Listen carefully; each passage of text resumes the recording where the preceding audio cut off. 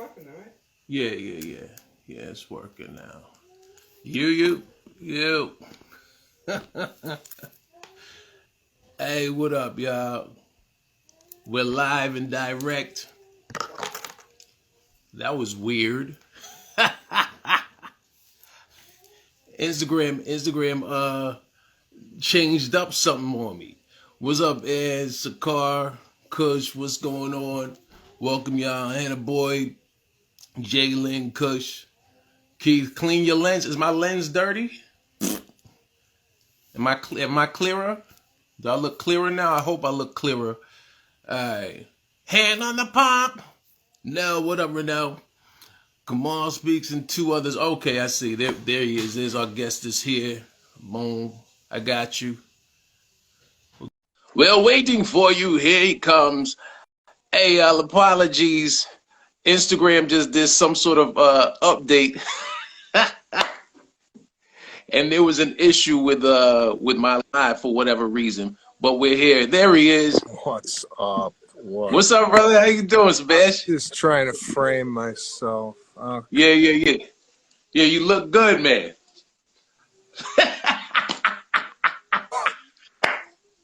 What? Sebastian in the building. How you been, bro? I don't think we've spoke since Saudi Arabia.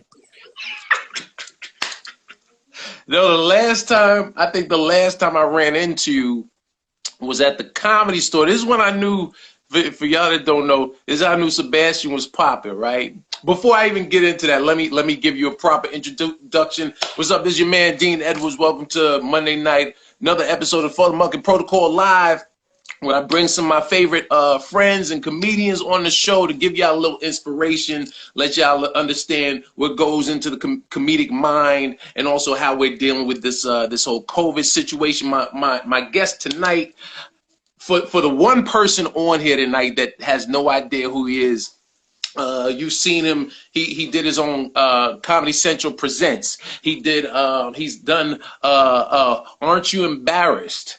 Look, I have my notes because I didn't want to mess him up. Stay Hungry. Why would you do that?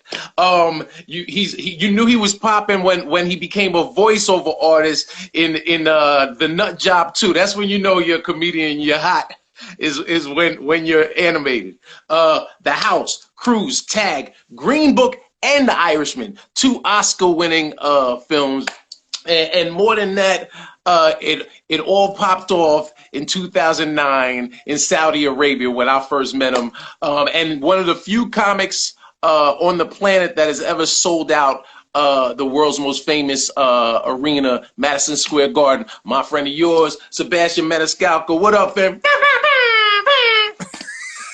That was very sweet introduction. It's great to be here, man.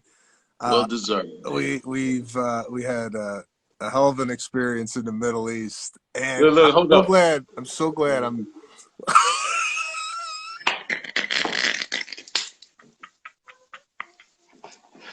I still got photos. I dug them out for you. This is the first time I've ever seen these toe socks or whatever the hell you call them. Is when we went to the Middle East. I go, what are you wearing? He goes, oh man, it's a new thing. You got to get yourself a pair. And I don't even know how far we should jump ahead, but I'll save that story for later. But you were one of the first guys ever wearing those things. And, I don't know. You made them look cool for some reason. Everybody else I've seen wear those since looks terrible. You put them on, I'm like, I gotta get a pair.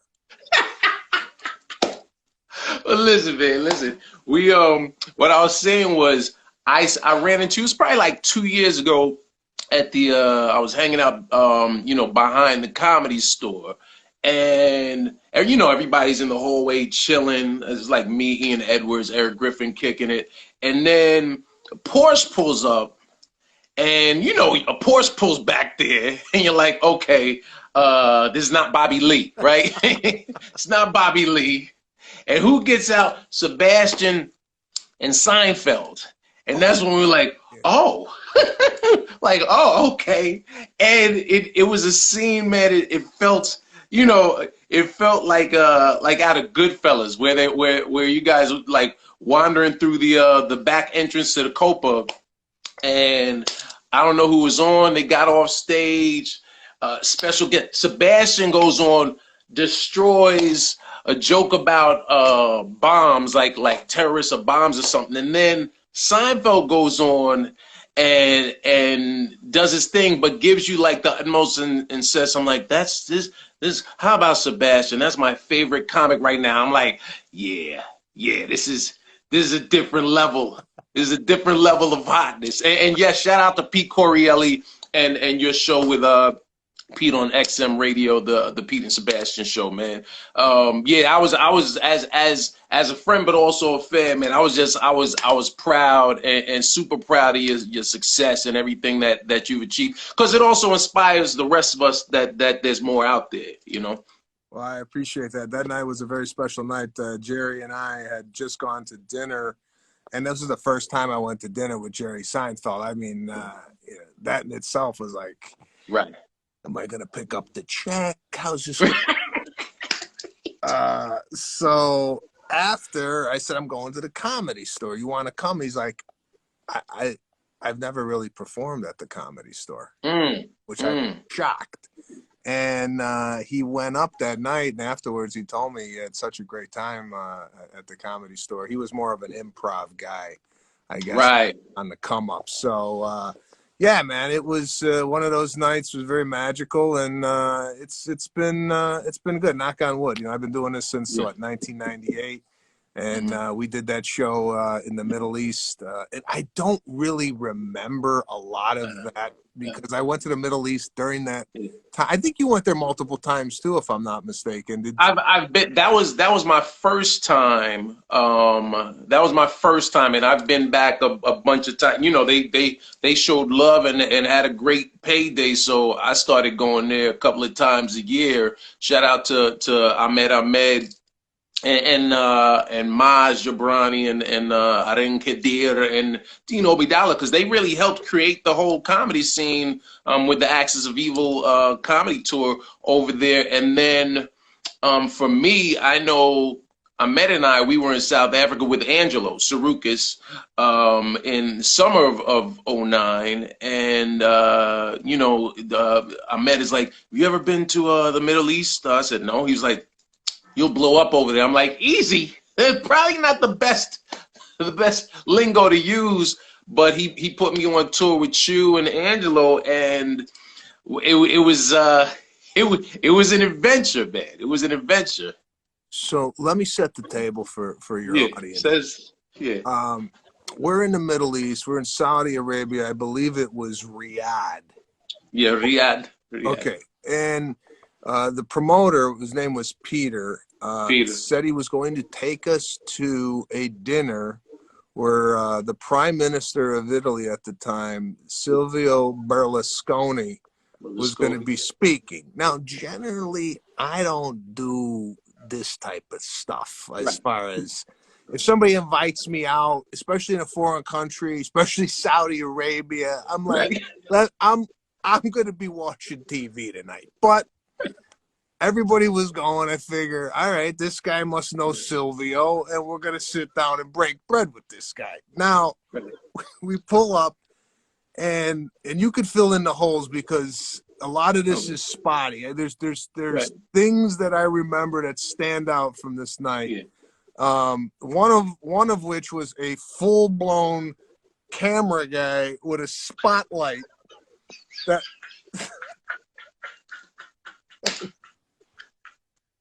was literally filming this happen. Now, outside was it the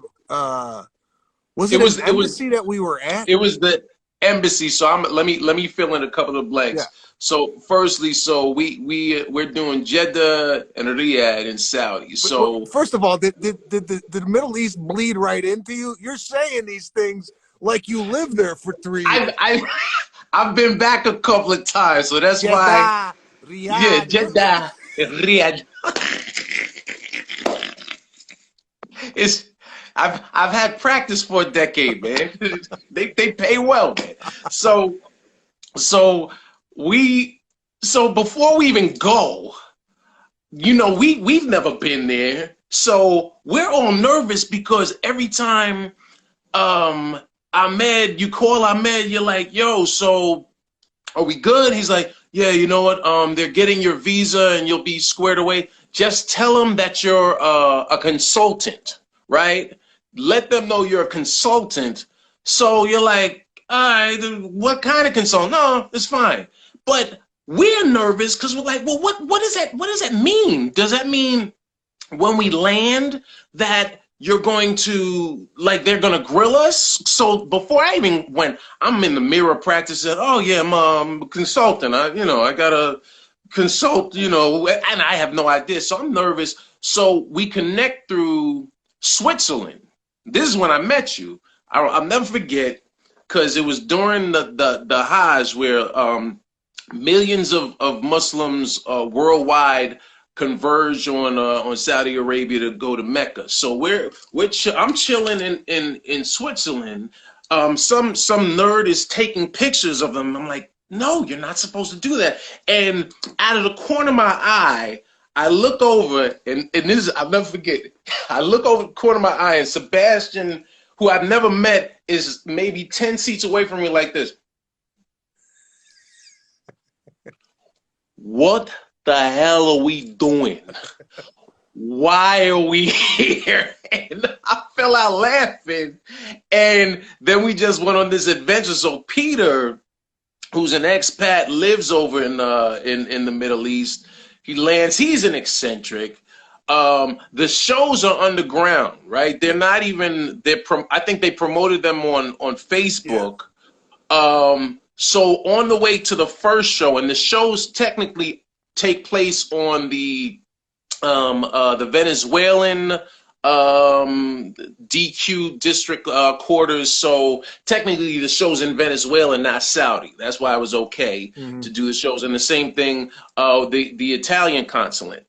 So when we do the first show, Angelo's selling merch, but the moral police are standing right outside of the doors. So it's weird because if you step outside, you're in Saudi, but if you step inside, women take off their full covering, and they're in Metallica and all that. So do like a 1,500 seat soccer field. They put seats out on the soccer field. We have a great show. The next day, Peter's like, yeah, so Chiz, so we have this camera crew. We're going to shoot a documentary, and we're going to do this show. But then the next night, Berlusconi is going to be there, and we're going to have you guys going. So we're like, we don't want to. What? Peter buys us suits, unbeknownst to us, right? He goes and buys suits. My suit fit well. Sebastian's suit fit immaculately. Like, it looked tailored. Custom. Custom. I put the thing on and I go, the hem was beautiful, the shoulders, everything just laid right. And I go, I've never been given a suit that I don't have to do anything to. Right. So we go to this thing, and we're outside. It's like a nightclub trying to negotiate to get in, and I didn't feel right. I just didn't feel right. Yeah. Like when I was like, something's wrong here. We end up getting in, and we're just standing amongst. Was it security? What was it? It's. I mean, this is an event, so it's the equivalent of if you went to some state dinner at the White House, right? And we don't know what's going on, but we're like, all right, well, we just blend in. But Peter got hemped up in the back, and when he finally gets in, he has these cameras going while the Prime Minister of Italy is speaking, and this is insecure. This is a security threat. And eventually security swarms on him, and you just hear cheers, cheers, no, I'm supposed. And then they're going to guide him out, and I'll never forget because I'm wearing a suit that he got me, but I have these shoes on, right? Right. That was that because I looked over to my left, and you're standing there, and I don't know, for some reason, you look like you belong there. I don't know why. I was trying, man. I was trying. I was trying in my mind. I was trying to blend in, but I knew. I mean, I felt out of place, and there were all Italians there. Yeah, you were the only one that looked like you fit. So you fit. You're sitting there with your aqua socks on in the suit, and I go, this don't even. They're gonna come up to him and escort him out just on the aqua socks alone. Right? Yeah. And what's funny is as they were escorting Peter out, it's almost like they turned like, now you know. And I was like, okay, you're right. And then Sebastian, who could have stayed and probably wound up becoming a head of state for Italy, was like, all right, let's go. And then your Chi-Town turned on, man, and you were like, nah, this let's get out of here. Let's get out of here. We shouldn't be here. Let's get out of here. Yeah, because he wanted to go back in. This guy, we were in the car. He's like, how are we gonna go back in? I go back in, guy. It's over. We're going home, man. We're in Saudi Arabia, for Christ's sake. But yeah, it was a hell of an experience, and I'm so glad that you were there to experience with me, because man, I would have been completely. It's like when you go on those trips, you're hoping you get paired up with some cool people. Right. And, right. It was definitely fun.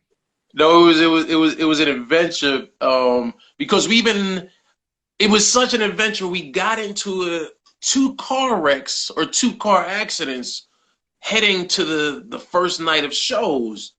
And for those that have never been to Saudi, if you've ever dealt with New York City cab drivers and thought they were bad, that's where they grow them, because there were no lanes. We're zigzagging. We're running behind to get to this show. We're on, as they called it, Saudi time, and we're in the back of the car, and we were like, yo, and Peter, cool as a he's like cheers, and just sped off. Yeah. And it happened again. We got into 2 car accidents, and I'll never forget, on the way back from that final Italian consulate thing, I'm like, yo, they still owe me some money. Somebody, right?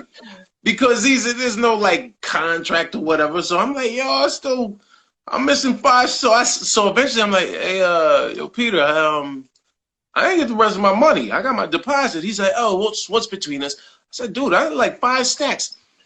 Dude, it's Saturday night, and we go to the airport because we're flying back that night. That's what's crazy, right? This is all happening, and we're flying out at like 1 a.m. that night.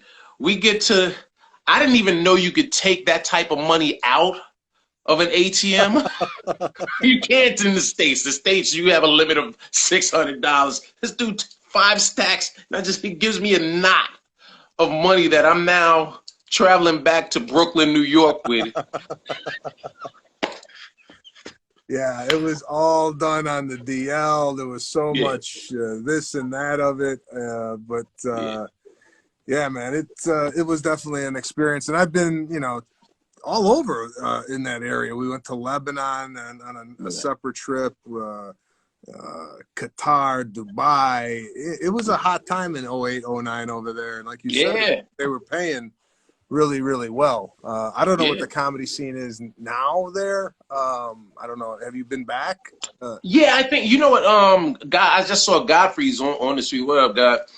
We were supposed to do a tour in March. We were supposed to go on tour out there in March, 2 weeks, Qatar, Saudi, Bahrain,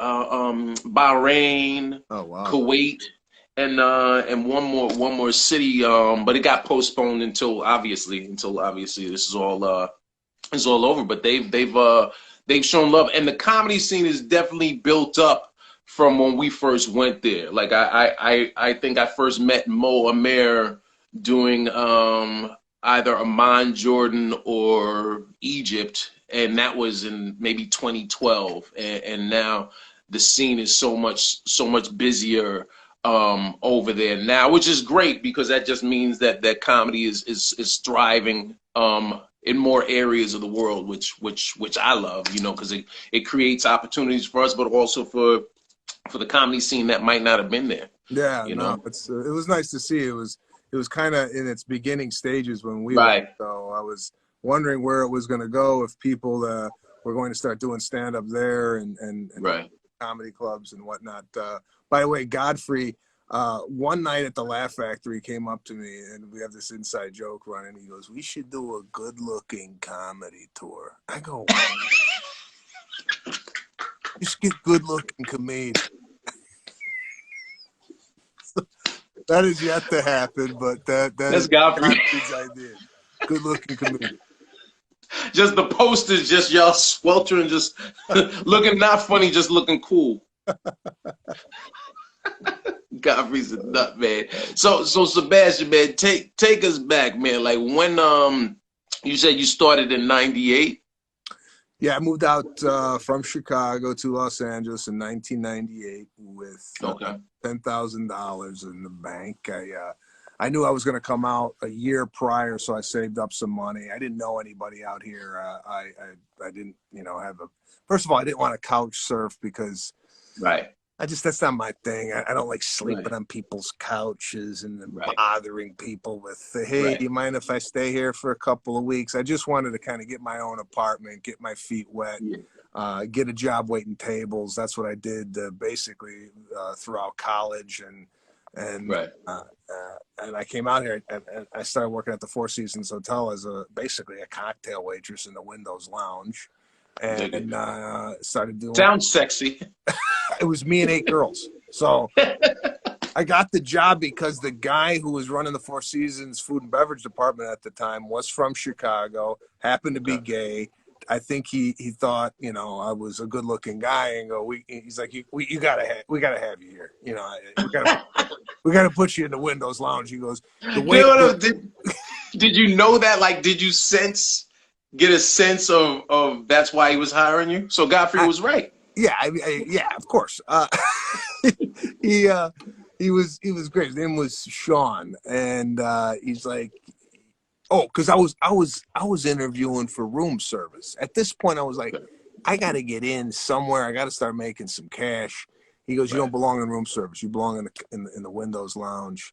And I ended up working there for 7 years, just paying the bills while I was doing stand-up comedy at open mic nights and wherever they would have me. That's basically how it works for the young comedians that might be listening, is you got to get your feet wet, and I don't know the comedy scene now coming up, with the internet and how people are doing it. Right. But back in 98 to 2005, it was, you got a gig at McKelly's restaurant in the back? Yeah, I'll be there at 8 o'clock. And then you would bounce to a laundromat, or you would bounce to a place called Highland Grounds out here. Used to have open mics where, you used to go up after a guy playing the banjo. So you just had to get your feet wet. You had to get stage time. Right. And for myself, it was a slow burn. It was something that, it didn't happen overnight for me. It was every year I would get a little nugget, a little piece. Brian would have me on, or I would get a Comedy Central Presents, as you mentioned, or we go to Montreal and maybe you start making some buzz there. So yeah, it wasn't anything that I could say, that was it. That's what kind of put me. It was a foundation of things that then just kind of grew and grew and grew. And for me, I think what did it for me as far as gaining an audience and getting a following was me talking about my personal stuff particularly my nationality being Italian and Right. how I was raised. And I think a lot of people kind of gravitated towards that. Wait, you're Italian? No. I am. I'm 25%. Now, before you even got to, did you start in LA, or had you started in Chicago area and had sort of built up the idea, you know, this is what I want to do, and then you're going to move on to LA? Or did you start pursuing comedy in LA? The only time I did comedy in Chicago is I went to Northern Illinois University, and they had like a comedy night. I did it once there.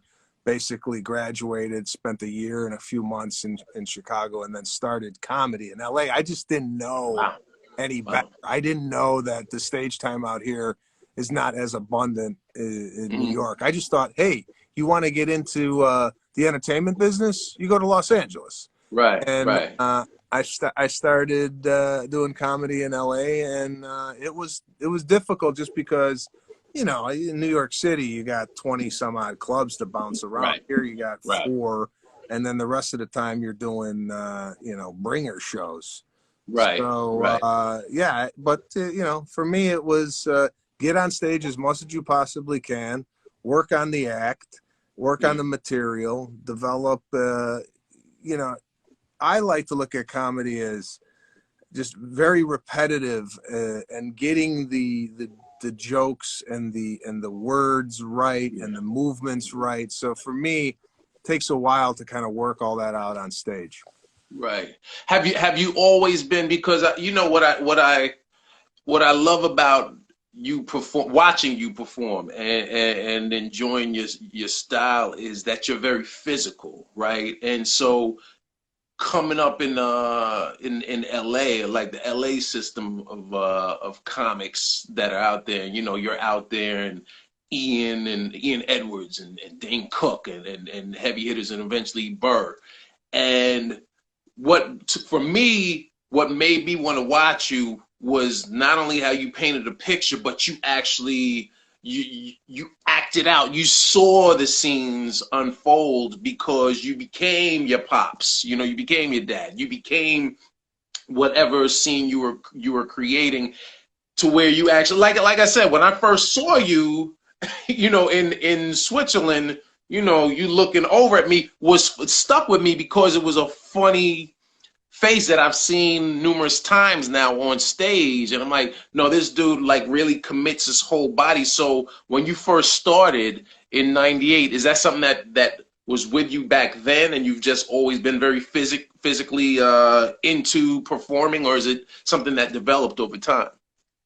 Yeah, the physicality and the facial expressions was something for me that wasn't immediate. It was getting comfortable with myself on stage enough to start not caring and not editing myself and not looking at myself going, you look like a fool. Right. So, right. Yeah, for me, it was, you know, maybe 7, 8 years in, I really started getting animated, acting out the stories. Shit, nowadays, I mean, people come to a show, they have such a low attention span. You gotta light yourself on fire up there. You know, it's you gotta give them something to watch, and I like doing it. I mean, there's a happy medium where, you know, if you do it too much, you look. It's like, all right, guy, you know, goofy, yeah, right?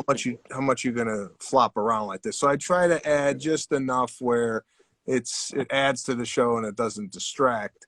Right. I'm hunched over. I'm reading these. You're hunched over. Yeah, because I got a tripod here. If I move it any closer, you're gonna see just my eyes. So I'm hunched in to the Instagram live. I got it rigged up on this tripod. Right. That I generally. It's like, listen, I'm 47 years old. What do you expect me to do with social media? Right. I mean, come on. Like I said, let me tell you something, dude. Like right before you got my text, and I said to myself, I said, Sebastian, and salute to you, because you were not only punctual, but you actually, this morning I woke up, and normally whomever I have on that night, I just corrected my grammar just in case, because I know my wife can see and hear this, and I was like, whomever I have on, because I didn't want the good professor to correct me. So whomever I have on, I usually hit them up around noon my time because I know, with the West Coast time difference, I don't want to, wake anybody up too early. So I had the text loaded, and then we wound up in IKEA, and I get your text. Yeah, I'm like, oh, damn. I was like, I forgot. Sebastian is on it. He's punctual. So, so I appreciate your punctuality. And then at 11:55 my time, Instagram had some sort of update to where the live button is now. I'm searching for. I'm like, come on, man, don't now. So I'm calling my daughter. I'm like, ew. Hey, fix this thing so I can find how to do the live. But we made it work. No, I've always lived by punctuality is the prince of politeness. Yes. And it's amazing how many people out there, if you say, I'm going to meet you for lunch or I'm going to meet you for a meeting, I'm the type of guy, if I'm going to meet you for lunch, I show up 15 minutes early.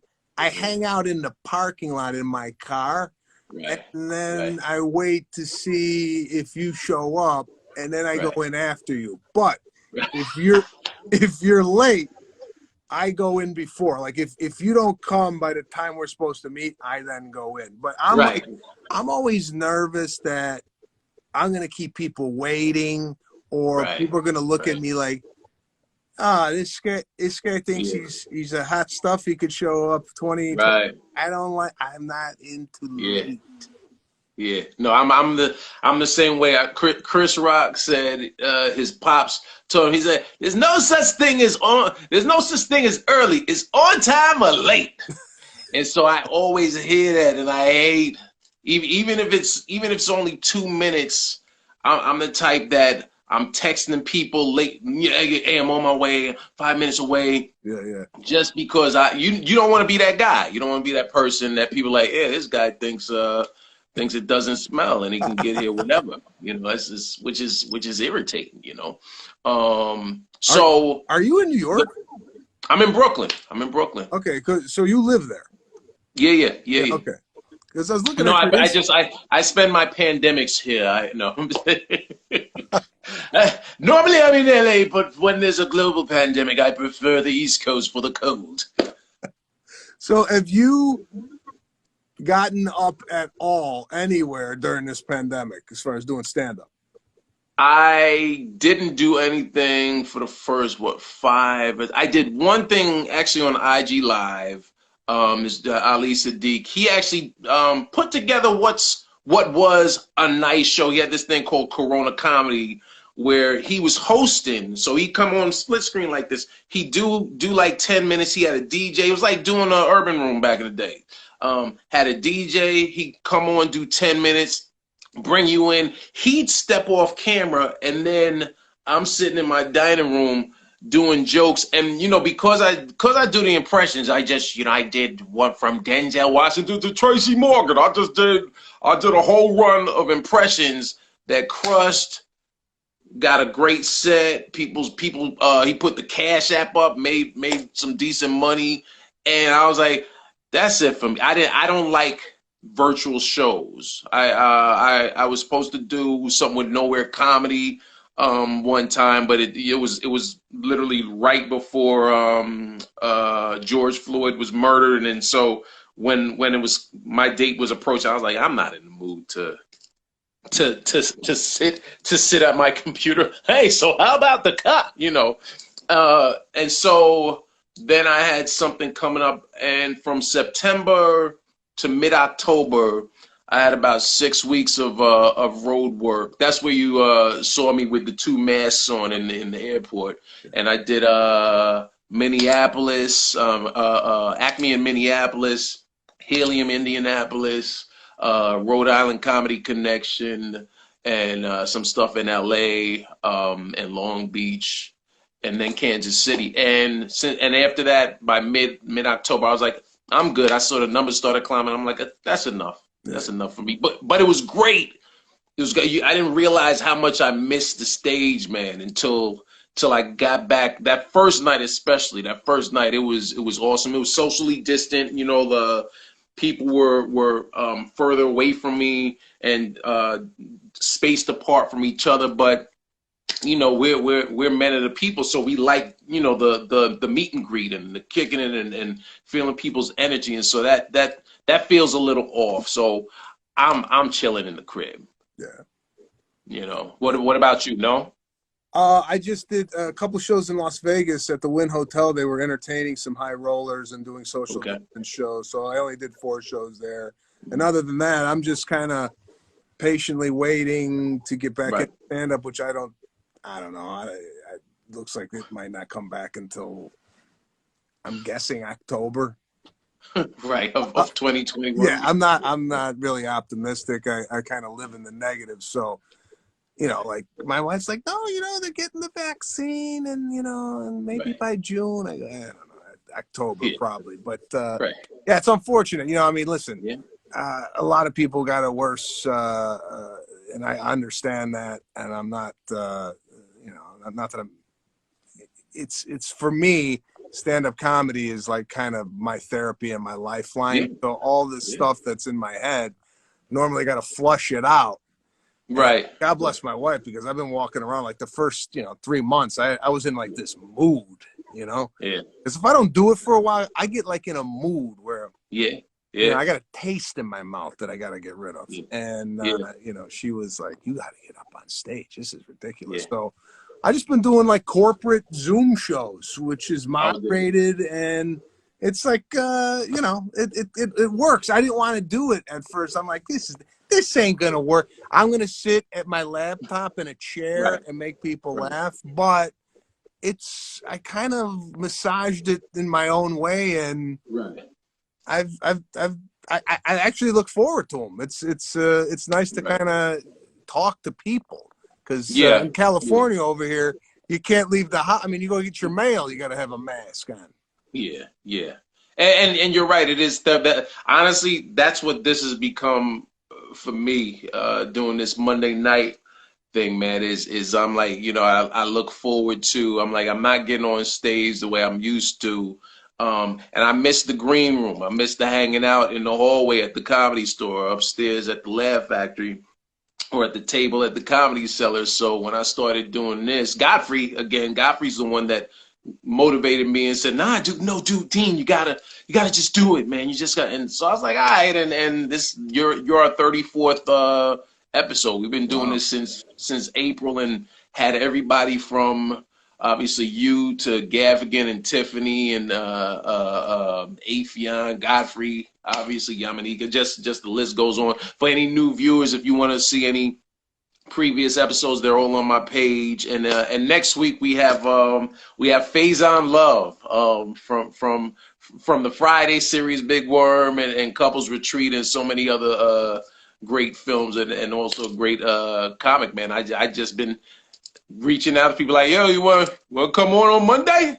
And he was, I had him yesterday. He was like, of course. He was like, yeah, let's do it. So I was like, all right, cool. And I have a couple other people you all are familiar with that are coming on, but until they lock in, I ain't saying nothing. And then have people like, yo, why you blow up my spot like that? So, but going back to you, man, when did you start realizing that there was sort of a shift and you started building a following? Yeah, so for between 2005 to 2015, 10 years, I would go to the comedy clubs, you know, get there on a Wednesday, do the press on a Thursday. Another thing a lot of comedians don't like doing is getting up early to go do press. The way I look at it is, if no one knows you're there, they ain't going to come see you. All right? Right. They don't just put your name up on the billboard and people come. You got to go out and generate some interest. So I looked at it as a business. You got to go out there. You got to make people aware of who you are. You do whatever, the 6 shows for $1,200 for the week. And like yourself, I would go out, meet people, take photos with people. I would have my DVDs. I was not into selling my own stuff. I've seen comedians out there They got the T-shirt over their shoulder. They're wearing their hat. It's like a flea market, right? Yeah. I go, listen, I ain't doing that. I go, get a guy at the club, and I'll pay him whatever. Right. You know, if we make a lot of money, I'll give him a lot of money. And he'll sell, and he'll take the money. Because I did that once. I felt so cheap. Yeah. Like making change. Like, yeah, hold on 1 second. Did you like the show? Did you like the show? I can't do it. So, and can I just interject? Yeah. The reason, and I agree, man. And for years I was like, I don't. It takes away from the mystique, right? You just did an hour on stage. People are looking at you like, wow, he's a star.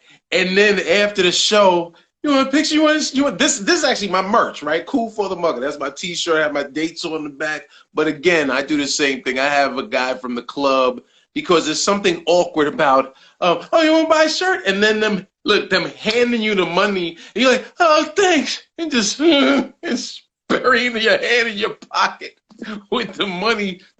Next. Yeah. It takes away from the mystique. Yeah, it's not a good look. So, but I would wait till the way I looked at it is you're coming to my show. You're spending $20, $25, whatever it was to get in. 2 drink minimum. You pay for parking. You get a babysitter. All this stuff they're doing to come see you perform. Right. I looked at it as if you came to my house for a drink, I wouldn't say, there's the door, take care. I would take you out to, nice to see you. Thank you for coming. And it was, for me, it was more of just a hospitality thing. I agree. A, it's my upbringing through my parents, and B, I worked at the Four Seasons Hotel, and that's all it is hospitality there. So, and, you know, I started to see the next time I went to Dallas, the couple that came brought a couple. And then the next time I came back to New Jersey, like a neighborhood would come, you know, like it was like word of mouth. Right. Like, hey, you got to come see this guy. It's like he grew up on our block, it seems. He's talking about stuff that is very specific to our culture and our upbringing. And, you know, by the end of it, it swelled. You know, it was one of those things where I was even scared to go into the theaters because I was like, I don't know. I was doing like 14 shows at Gotham Comedy Club. I go, I don't know. Should I go to a theater? I was doing 14. I was exhausted. Right. And Ms. Zill's like, no, you're fine. 14 is fine. It's not 15. You'll be good. Don't worry. Shout out to Chris Mazzilli, man. Yeah, he's great, man. Those guys. Chris. Everybody else is in pajamas. Chris is in a suit right now. I think he sleeps in a suit. He does. This guy, I've never seen him in shorts, jeans, and always a jacket. You ever go out to eat with Chris Mazzilli? Nah. He wears a bib. He takes the linen from the table and he puts it in his, and he's got a full bib on. And I'm like, what? I've never seen that before. He goes, yeah, I don't want to get my suit dirty. Right. Yeah. No, Mazzilli's the goods, man. So you graduate reluctantly to theaters, and I'm guessing because if you're doing theaters, you know, and for people that don't understand, you go from doing, you know, 6-7 shows at Gotham Comedy Club to now I can play 1,500. I don't know how many. I think the Beacon is like 3,000-ish or so. So now, okay, well, here I can play the Beacon. Are you reluctant because you're afraid you're not going to sell out? Well, here's the thing on the theaters. That's why I didn't jump into theaters earlier. Number one, the ticket price on a theater jumps up significantly from a comedy club. Right. Because the theater has expenses, and the theaters generally are union, where you have to pay, especially at the Beacon, which they got like 3 elevator operators. Literally, you would go to the elevator, an elevator operator would press the 3 for you. And then when you came back down, there'll be another guy in there. I go, where's the other guy? He's on break. On break?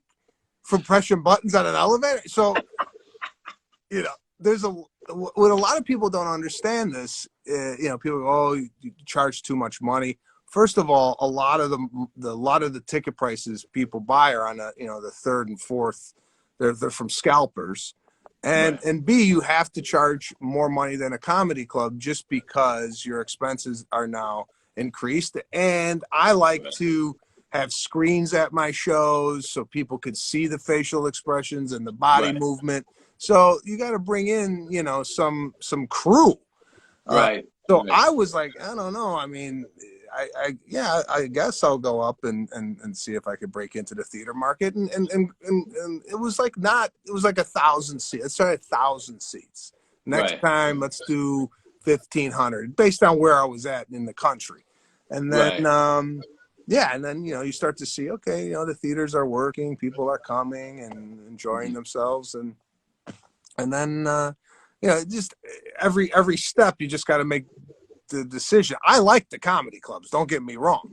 I really enjoy working the comedy clubs. It was just that I would literally have to work a lot of shows, and your voice starts to go. You become fatigued. My father was like, "You can't do this shit. You can't do 14 shows. You're gonna get tired." And the people that come to the 12th, 13th, or 14th show, they're gonna see something that might not be as premium as you want it to be. And my father's a hairdresser, and this guy's like my biggest critic and my biggest fan. So he definitely has some good wisdom, but often speaks his opinion very too much sometimes. But it's giving you some great comedy and some great feedback and insight, man. Because I remember, again, friend but fan, and I remember when you were doing Radio City, I was like, wow, that's big. And then the following year, I think I was doing Gotham, and Chris like, Sebastian's he's doing the Garden. I said, Sebastian's doing the Garden, and listen, there are a lot of people that will say, because again, comedy is best at its most intimate in a club, is where it belongs, but the Garden is the Garden, right? The Garden is MSG. That's where Ali fought. That's where the Knicks won 1,000 years ago. Mm-hmm. And so, was there any level of intimidation when you, because you already said going from clubs to theaters was just a mental challenge, saying, okay, well, are they going to film me? But at that point, if you're doing the Garden, are you saying to yourself, I got this? Well, the Garden has a definite mystique to it. It's one of these, iconic venues. Like you say, Ali. I remember Michael Jordan, huge Chicago Bulls fan, over John Starks and all this stuff. And I'm like, my God. And now Billy Joel. And Starks blocked him that one time. Look, I'm a New Yorker, so I got to – we lost, but Starks did get that one off. And he dunked on him.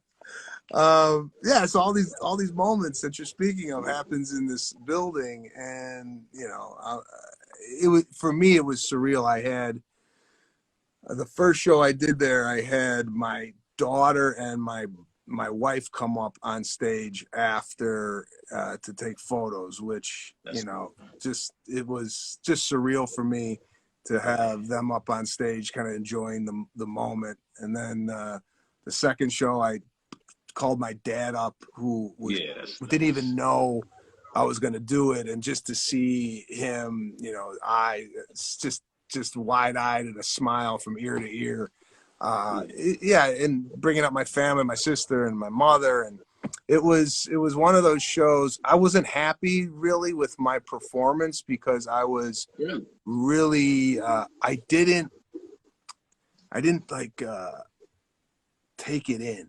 I should have slowed down a little bit and enjoyed it, and I wish I would have not been so critical of myself, and I just wanted it to be a better, like sometimes you like the big show and then you go out there and you're like, that didn't really meet my expectations of what this Mm-hmm. would have Right, been. right. But it was definitely the highlight of my career to do that. And I never set out to do it. All I did when I came out in 1998, I told myself, I just want to do stand-up comedy for a living. That's all I want to do. I Right, enjoy making right. people laugh. I love to perform. And if I could do this and feed my family and pay the rent, I'd be happy. And, you know, it was never on my vision board. By the way, I don't have Right, a vision board. right. Uh, No, we know. We know if anyone doesn't have a vision board, it's you, dog. so yeah, and you know what's happened is just like kind of gravy on the biscuits, you know. Yeah, yeah, yeah. Did you, because you were critical of yourself, would you say the reason that you didn't, I guess, slow down and take it in when you were doing the garden, was it you were so focused on I gotta make sure this is a great set, Yeah, instead of where you were in your head more, yeah, instead of just relax and enjoying the moment? yeah, exactly. I was really wanting it to be something, and sometimes when you're willing it and to happen, it doesn't happen. Sometimes when Right, you're just in the moment and you're not in your head, right, it's just when jokes come out of you that you never knew were in you, you know. And sometimes you're right, on stage and something comes out, you're like, where'd that come from? It's just because you were in the moment, you were just having an exchange of energy with the crowd, and it just it came out that way. But you know, I've always done this my whole career. I'm always self analyzing, and I do this with right, my family. And you know, I said I didn't like it. They're like, what are you nuts? That was great. And the time right, I said I was really happy with it, they're like, what are you nuts? That sucked. So I'm not a good gauge, I guess, sometimes. right, But it's a right. feeling, you know, like I don't listen to the laughter. I Hmm. am more in tune to how I'm feeling on stage Yeah, while I'm yeah. doing it. Well, excuse me, and that's the beauty of that. That shows that you enjoy what you do as well, right? Because yeah, we perform and we're giving it for you all, for the audience to enjoy it. But if you're not enjoying it, then what's the point of any of it? Yeah, exactly. You That's know. how I feel. But you know, one wouldn't think you could go higher from, selling out arenas and touring the world and being on, Forbes top 10 earning comics, and then you transition, not just the film, you transition to two to two great movies that are Oscar winners, in The Green Book and in the Irishman. Did either of those, did those both come out? Because you're playing Italians, Italian Americans. Were those because of your success as a stand-up, or as an actor they said, oh, this, or is it a merging of the two?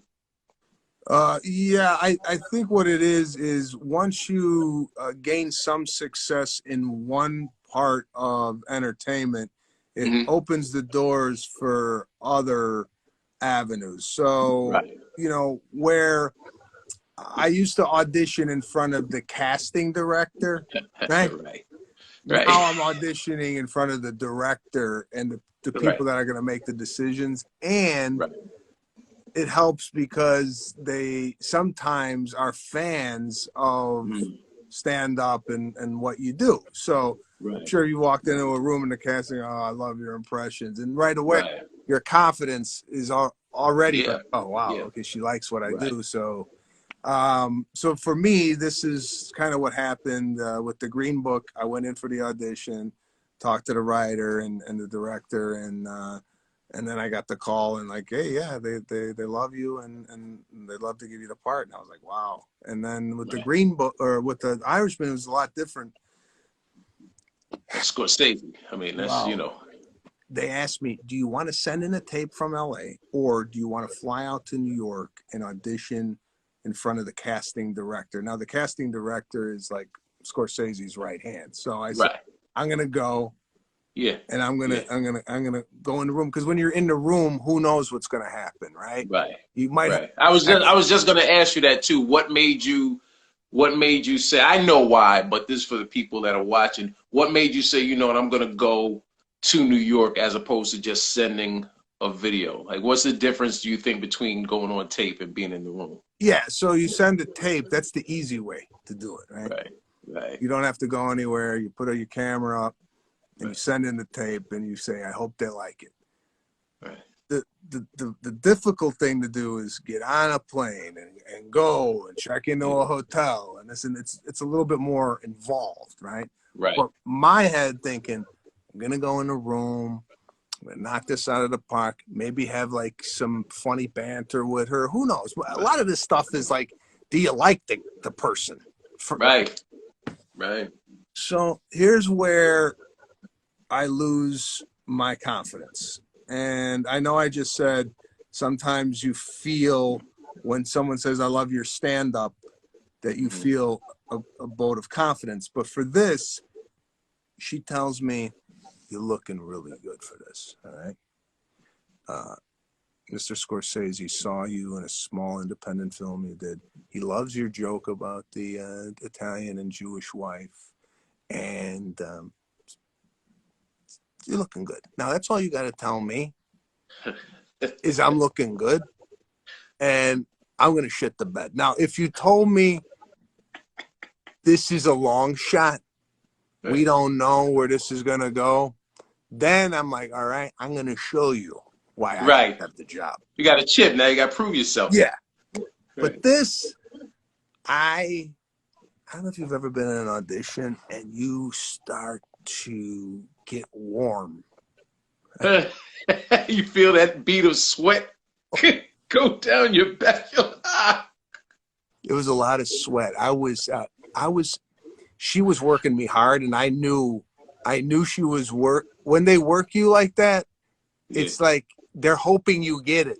You know, like, okay, let's try it again. Like, come on, let's do it. It's not because you're good. They want the performance, and they ain't getting it. I got so out of sorts, I lost the saliva in my mouth. My mouth was sweating. It's terrible. Oh, so I leave. I call my agent. I said, bad news. You're going to get a call. He sucked. Forget it. So he calls me the next day. He goes, well, you were right. She called and said that you weren't consistent enough. And if you're going to be in a scene with Robert De Niro and Joe Pesci, you have to be very strong. Now, you could do it over with the notes that she's given and send in a tape. So I went to my acting coach. We sent in a tape. And that's the tape that Scorsese saw. He didn't see the tape that I went to New York. So he ended up giving me a different part, though. I didn't originally go for Joe Gallo. Interesting. Yeah, I forget the name of the guy, but it was the guy who was running the taxi stand, who was eating the watermelon in the movie because the watermelon had alcohol in it. That was the part that I originally read for. But, you know, as soon as you said watermelon, I'm like, oh yeah, I remember that totally. Of course. Oh, now it makes sense. Oh yeah. So, yeah, and then working with those guys again. These are guys I grew up watching. And the first day, I'm doing a scene with De Niro and Pesci, and I was nervous. This is the first real acting I've really ever done. Not comedic, dramatic. Yeah. I'm playing a stone cold killer. And, but Scorsese is so nice. It's like the guy comes out, he's always laughing. It's so nice to be here. I'm like, oh, thank you. And De Niro and Pesci were very gracious. And I felt like the first day, because I couldn't sleep for 2 days prior to that. Yeah. And that was that. I mean, it was we were off to the races. It was really great.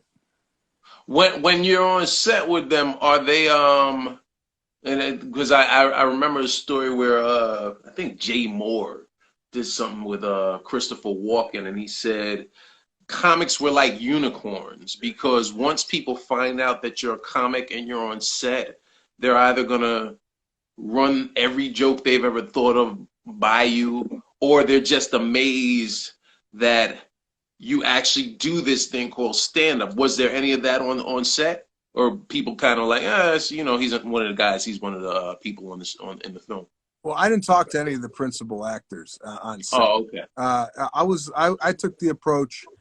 I'm not going to speak unless spoken to, because I don't know what these guys are doing. Like when they yell cut, I wasn't going to go up to De Niro and go, I loved you in Casino. You know, I didn't want to I didn't want to get fired. So I was quiet. People on set, you know, like anywhere I go, I make friends with the staff. Like I go to a party, I ain't talking. I'm talking to the waiter and the bartender. Yeah. I'm on a movie, I'm talking to the grip. You know, I'm not like piped into like the principals. I'm just, I feel more comfortable talking to the people, like, because I was a waiter. I was that guy. I was like, you care. You care. You care. Because realistically, you know, again, going back to your very, very blue collar man of the people, where everyone loves you because you're, you know, reading the comments when I'm able to.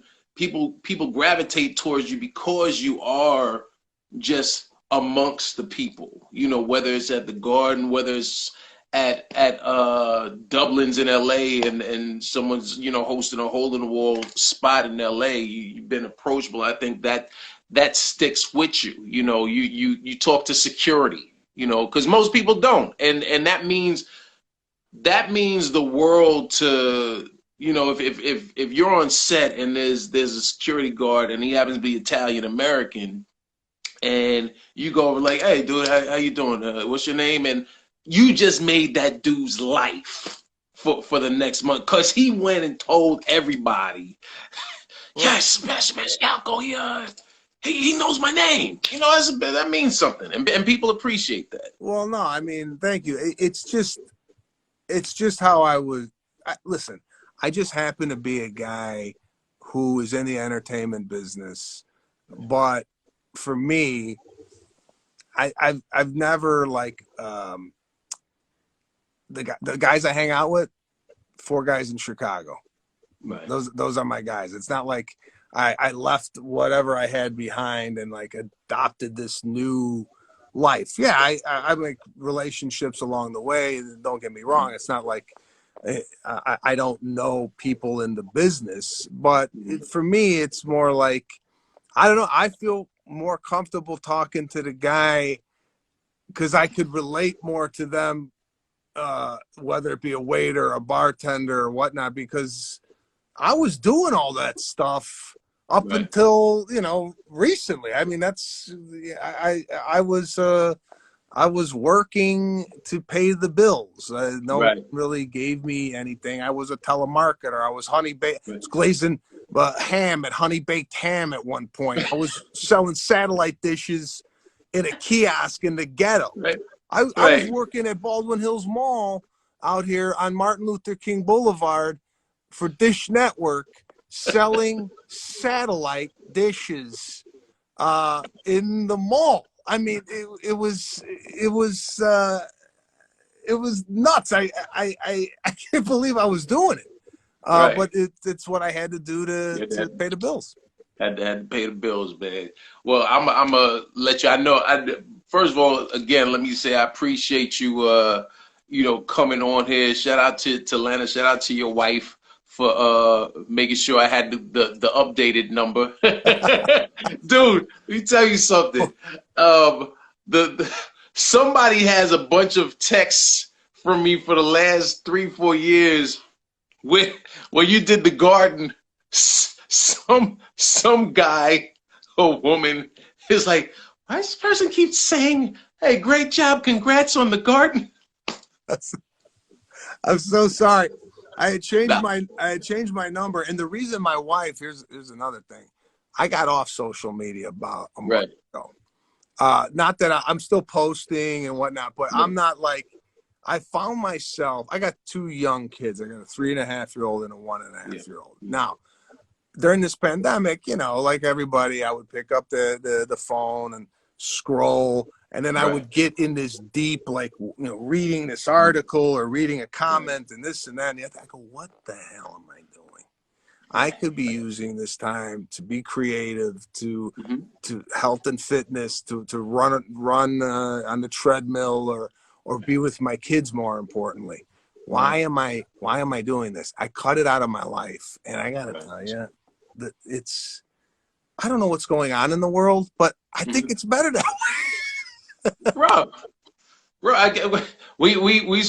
Angela Johnson was on here last week, and we were talking about that, how sometimes just disconnect from the matrix. It's a wonderful feeling just to reset and get your head right, and like you said, focus on what's important. Your new family, your wonderful wife, or just you, or just creating, just working on you, or staying in shape. And I was going to ask you before you go, how has that all helped you sort of cope with not being able to be out and about, get on stage as much as, you're running, working. It looks like, here's what's funny, from our perspective, when you first got on, I was like, yo, Sebastian has a movie theater, because how you're sitting, it looks like you have the movie theater seats, man. I see it's a couch, but I do. Yeah. Of course. It's the only place in my house where I can get peace and quiet, man. Right. Makes sense. So, listen, I fell off. I gained a good 15, 16 pounds during this pandemic.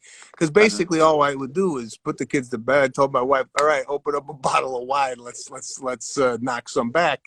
And, after a while, it's like, all right, how many times you're going to have wine, cheese, and steak every night? So I'm like, you know what, I got to, and plus, when you got kids, it's, I'm an older dad. I'm like, I want to be around to walk her down the aisle. I don't want to pass away of a heart attack because I was eating prosciutto at midnight. Right, man. Well, hey, man, appreciate you coming on. Shout out to everybody. I've seen a lot of people. I apologize, I can't give everybody a shout out, but I'm shouting all of you out.